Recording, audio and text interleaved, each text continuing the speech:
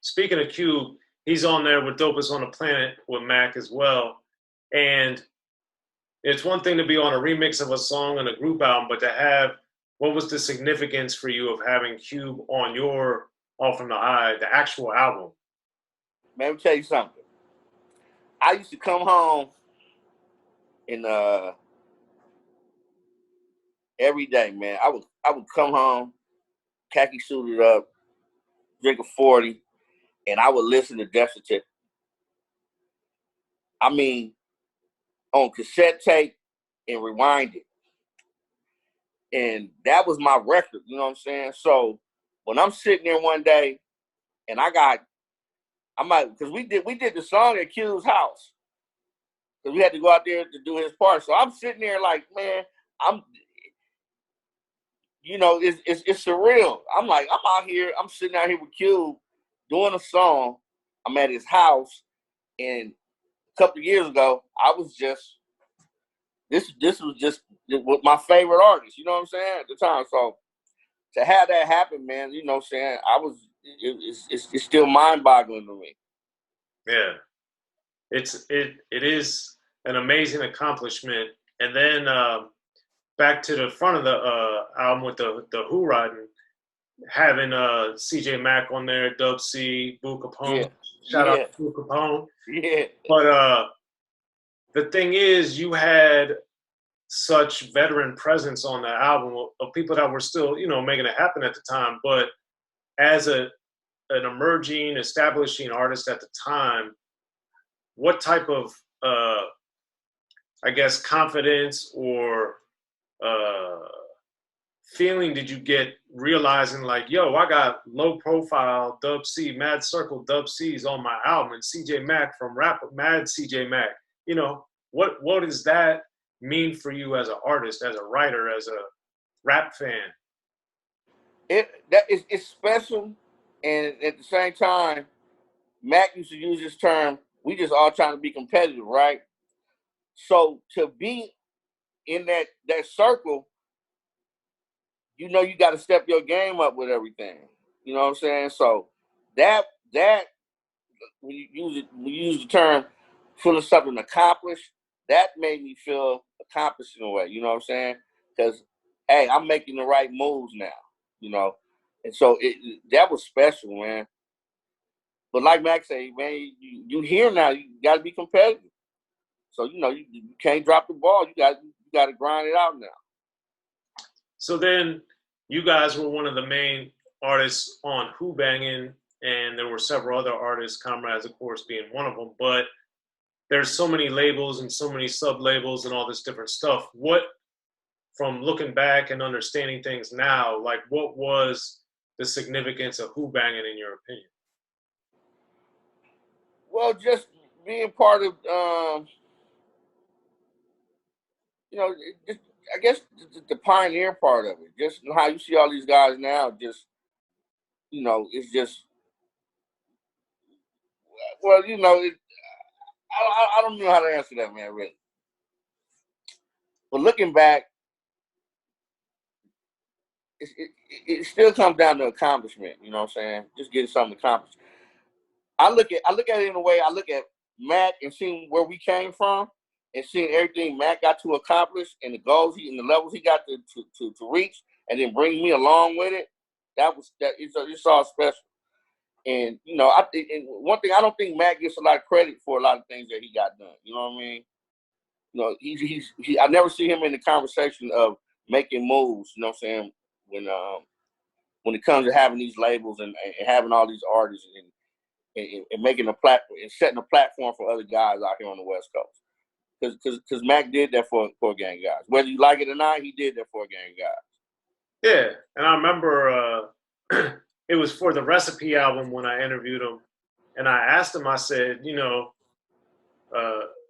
a lot of artists before you that had been affiliated with Cube had left with a sour taste in their mouth, but you've been with him now for several years, but you're not like that, and you've got all these other things going on. What made you different? And Mack told me, he said, look, Soren, those other artists, I can't speak on exactly what happened with them for any of them, but I'll tell you this: when I got in the door, I looked at it as an opportunity to work harder to try to do all these things, and they might have thought that they were owed as much money as Cube, but you're not Ice Cube. You're whoever you were.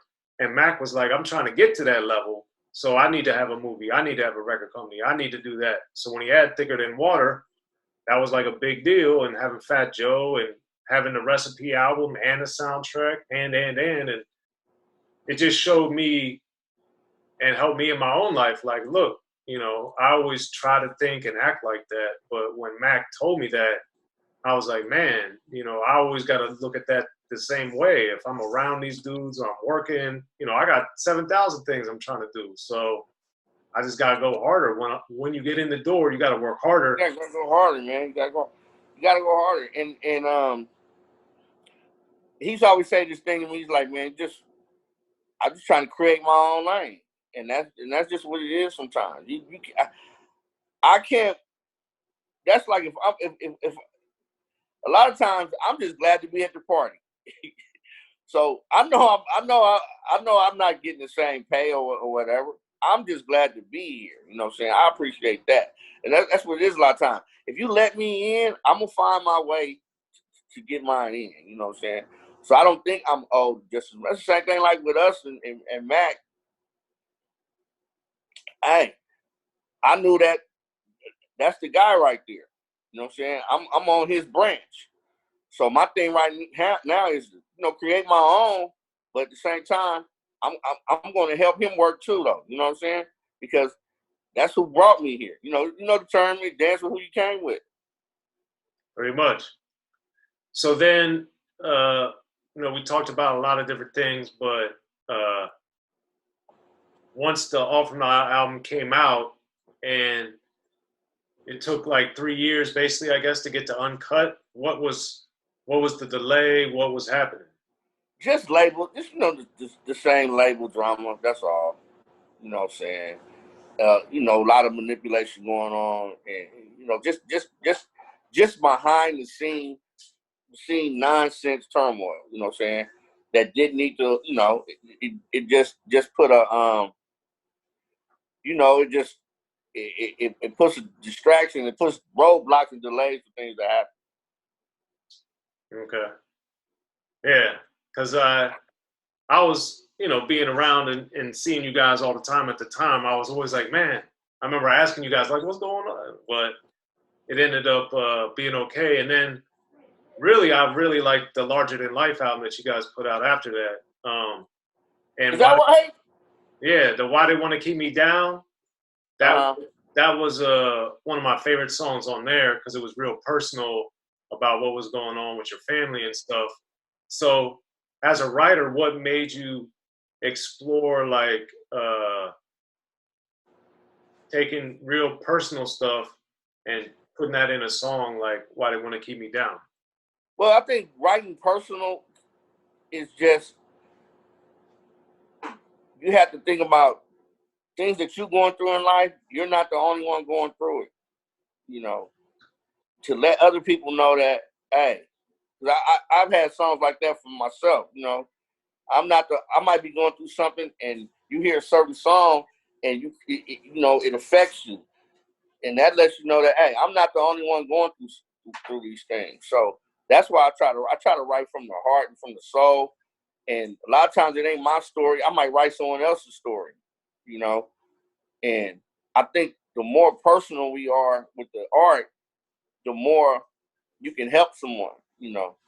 It's because music is medicine, And if I can create a little medicine for someone and help them get through something, that to me, that's better than getting paid.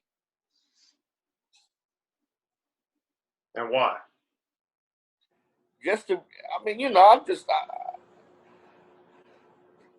I guess it's the term, it's better to give than receive.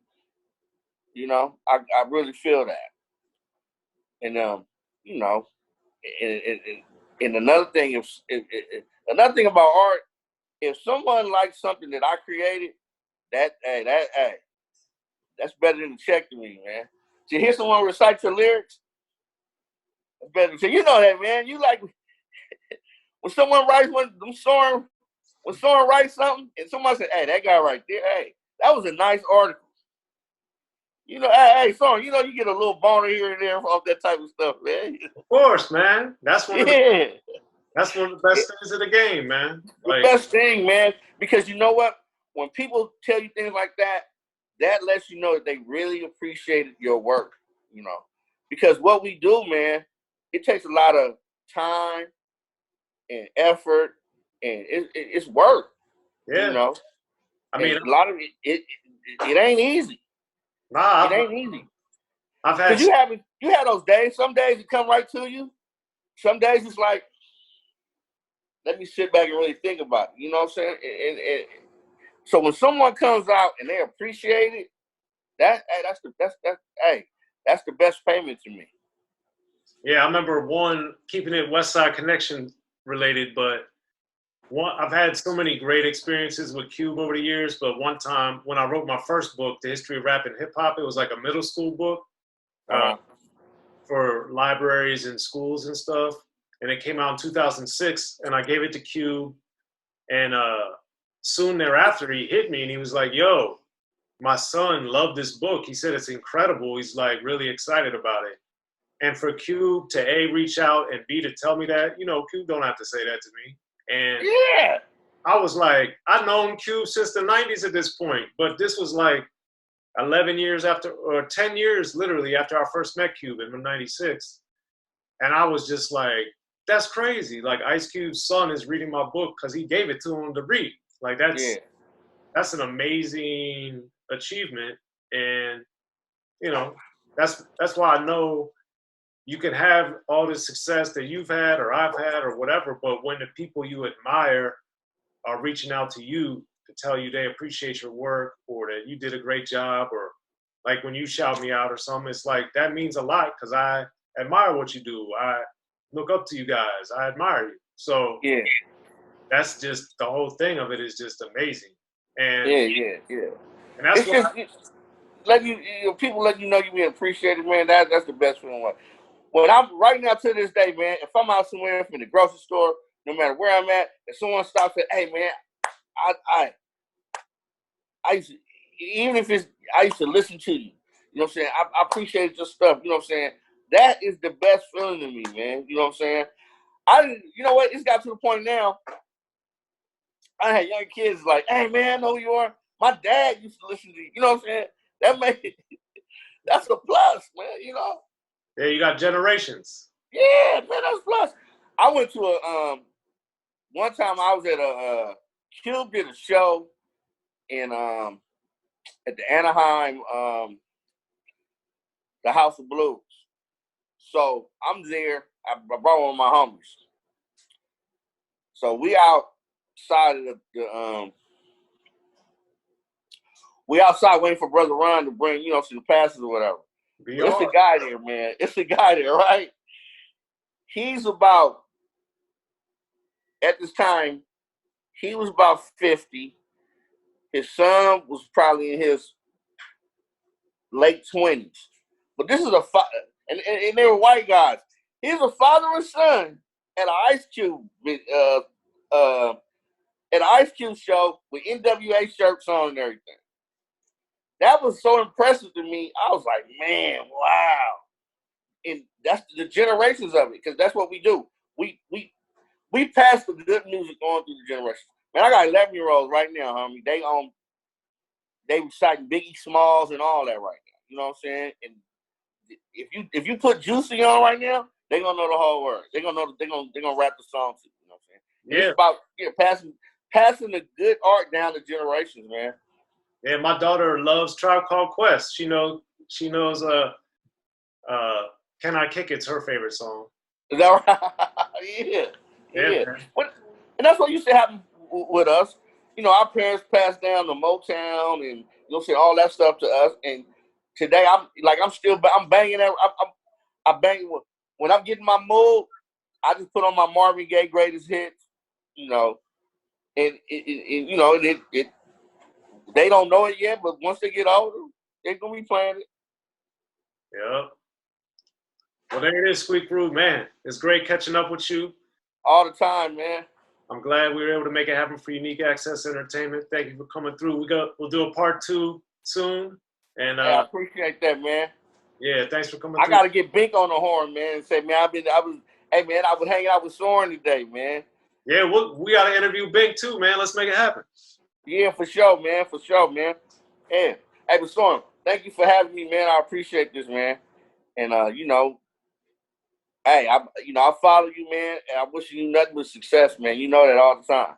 Be sure to check out the History of Gangsta Rap by Soren Baker. He's official. History of Gangsta Rap features exclusive interviews with Ice-T, Snoop Dogg, MC Ren, the D.O.C, and dozens of others. The History of Gangsta Rap, a definitive look at how Los Angeles changed rap forever. In Los Angeles, the streets definitely set the tone of the hip-hop music. At 19, I got a $50,000 car. My whole angle always was, I'll be street, but I will always tell you the horrors that go along with this life. It would be penalties and casualties for just wearing the wrong color in somebody's neighborhood. And once gangster rap made it from the streets to the TV, the genre exploded. With Fab 5 on Yo MTV back with NWA. Yo MTV, it just catapulted us from being local heroes to national gangbang rappers. The History of Gangsta Rap discusses it all from 1980 up till today. It's always gonna be shit happening in the streets. You know what I mean? So it's always gonna be something to talk about. The History of Gangsta Rap in stores now.